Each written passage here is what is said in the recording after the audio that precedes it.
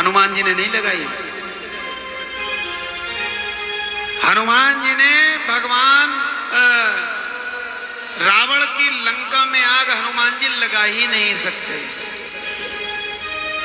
ये कभी आप शिव जी की कथाएं तो पढ़ते हैं, शिव स्तोत्र पढ़ा है आपने कि नहीं पढ़ा है? शिव स्तोत्र में स्पष्ट वर्णन है कि हनुमान जी ने लंका में आग नहीं लगाई। फिर किसने लगाई? किसने लगाई फिर? ये बड़ा गूढ़ प्रश्न है, बड़ी गूढ़ कथा है, ध्यान से सुनना। जब भगवान अपने कैलाश पर्वत पर विराजमान थे और माता पार्वती के साथ विवाह हुआ था भगवान शिव का, तो माता पार्वती एक बार अपना भजन कर रही थी। पार्वती किसका भजन करती है जानते हो? पार्वती भगवान नारायण का भजन करती है। और माता लक्ष्मी किसका भजन करती है? वो भोलेनाथ का भजन करती है। अंतर है दोनों में। एक दूसरे के पति का भजन करती है तो दूसरी दूसरे के पति का भजन करती है। आज माता पार्वती भगवान नारायण का भजन कर रही थी। उसी समय भगवान का बड़ा प्रिय भक्त है, नाम था रावण, जानते हैं सब। रावण की एक बड़ी बुरी आदत थी। रावण जब भगवान के उस पर्वत पर जाता था तो जाकर नंदी की पूंछ पकड़ता था। भगवान के वाहन कौन है? नंदी। माता पार्वती तपस्या करते करते, भजन करते करते जब भजन से उठती तो वो देखती कि नंदी की पूंछ को खींच रहा है। बड़ा क्रोध आता उन्हें। पूजा करके माता पार्वती भगवान शिव के पास गई और शिव जी से हाथ जोड़कर कहा, आपका भक्त है, बहुत अच्छी बात है, लेकिन इसको बता दो ये आपके वाहन नंदी की पूंछ ना पकड़े। ये उसको सताता है, मुझे अच्छा नहीं लगता। यदि मुझे किसी दिन क्रोध आ गया तो मैं इसको जलाकर भस्म कर दूंगी। और इसको क्या जलाऊंगी? इसके साथ इसकी नगरी में जो भी इसके लोग हैं मैं सबको जलाकर भस्म कर दूंगी। भोलेनाथ हाथ जोड़कर खड़े हो गए और माता पार्वती से बोले, बस थोड़ी सी कृपा करो पार्वती, ये मेरा भक्त है। अरे जैसा भी है तो भक्त ही, लेकिन मुझ पर कृपा कर दो।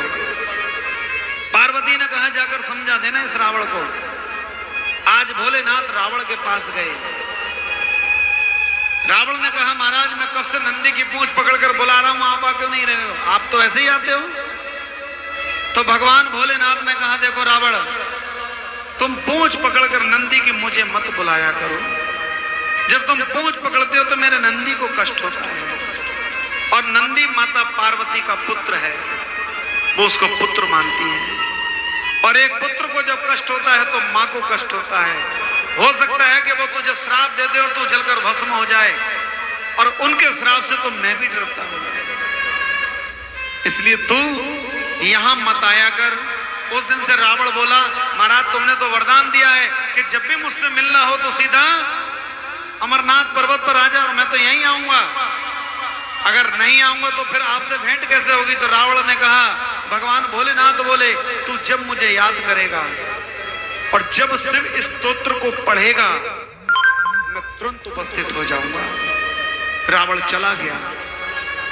जब रावण चला गया ना तो भगवान राम ने लीलाएं की, और भगवान राम लीला करने के लिए राम अवतार लेकर पृथ्वी पर आए। अब राम अवतार लेकर पृथ्वी पर आए तो भगवान राम ने सबको निमंत्रण दिया। तो भगवान राम के साथ ब्रह्मा जी, भगवान राम के साथ चंद्रमा, सारे देवी देवता है, लेकिन भोलेनाथ को भूल गए। भोलेनाथ बहुत दुखी हुए कि मेरे राम की लीला हो रही है और मुझे याद नहीं किया। भोलेनाथ दौड़े दौड़े गए माता पार्वती के पास। पार्वती से बोले, मेरे ठाकुर जी आज राम अवतार लेकर जा रहे हैं और मुझे याद नहीं किया। तो पार्वती बोली, एक बार तुम नंदी के पास चले जाओ, क्योंकि जिस अवतार में वो जा रहे हैं ना, उस अवतार में वो नंदी को बड़ा प्रेम करते हैं। तो भगवान शिव ने, ध्यान देना, भगवान शिव ने नंदी के कान में स्वयं के लिए प्रार्थना की थी। इसलिए हम जब शिव के मंदिर जाते हैं तो नंदी के कान में अपनी प्रार्थना करते हैं।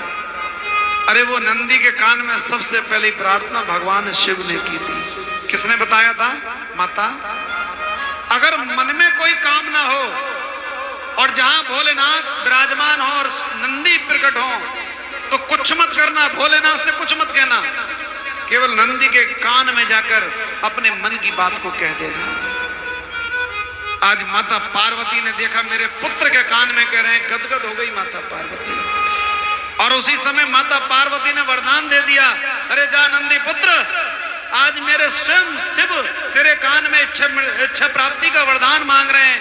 मैं तुझे वरदान देती हूं कि तेरे पास जो भी आकर कान में कुछ कहेगा उसकी इच्छा को ये पार्वती पूर्ण करेगी। उसी दिन से नंदी के कान में भी प्रार्थना मांगी जाती है महाराज। और भगवान शिव ने क्या मांगा?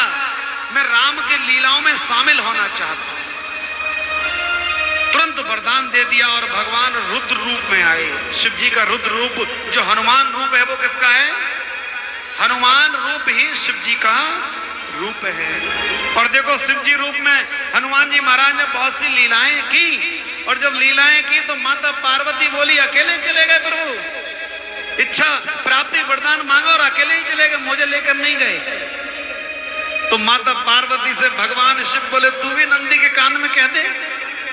आज माता पार्वती भी नंदी के कान में आकर बोली मैं भी अपने पति के साथ जाना चाहती हूं। तो नंदी बोले माता पूरा स्वरूप तो पहुंच चुका है, पूछ पूछ बाकी रह गई है और पत्नी पति की पूछ कही जाती है।